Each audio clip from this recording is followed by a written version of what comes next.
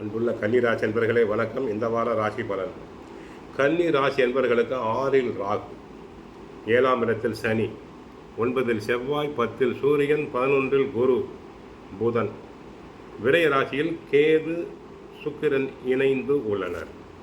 தங்களுக்கு 10இல் சூரியன், லாபஸ்தானத்தில் குரு இருப்பது மிகவும் சிறப்பான அமைப்பு.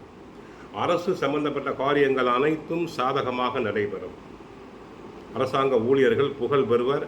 அவர்களுக்கு நியாயமாக கிடைக்க வேண்டிய பதவி உயர்வு, சம்பள உயர்வு அனைத்தும் கிடைக்கும். அரசியல்வாதிகள் புகழ் பெறுவர். அரசு உத்தியோகத்திற்காக தாங்கள் முயற்சி செய்யலாம். லாபஸ்தான குருவால் வீட்டில் சுபகாரியங்கள் நடைபெறும். பிள்ளைகளுக்கு நல்ல இடத்தில் வரன் அமையும். பண வரவுகள் சாதகமாக இருக்கும். உங்களுடைய அனைத்து தேவைகளும் தங்களுக்கு நிறைவேறும். பழைய கடன்களை அடைப்பீர்கள். குடும்பத்தில் கணவன் மனைவி இடையே அந்யோன்யம் பெருகும். நெருக்கமாக இருப்பீர். பிள்ளைகள் வழியில் அனுகூலமான பலன்கள் நடைபெறும். பூர்வீக சொத்து வகையில் நீண்ட நாட்களாக தீர்க்க முடியாத பிரச்சனைகள் அனைத்தும் தீர்க்கப்படலாம்.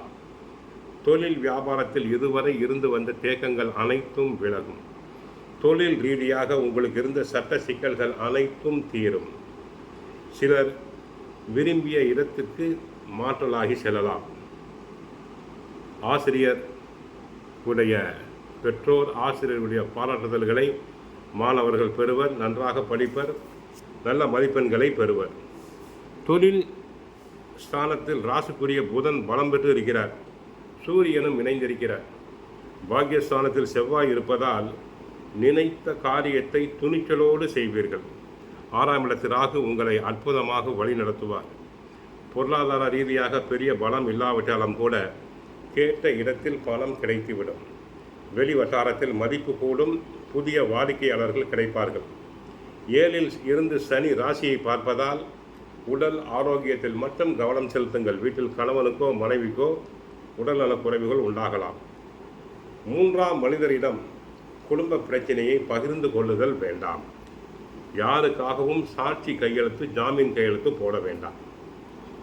மற்றபடி 8ஆம் தேதி பிற்பகல் 4:01 முதல் 10ஆம் தேதி மாலை 6:45 வரை சந்திராஷ்டமம். சந்திராஷ்டம தினத்தில் மிக கவனமாக இருங்கள்.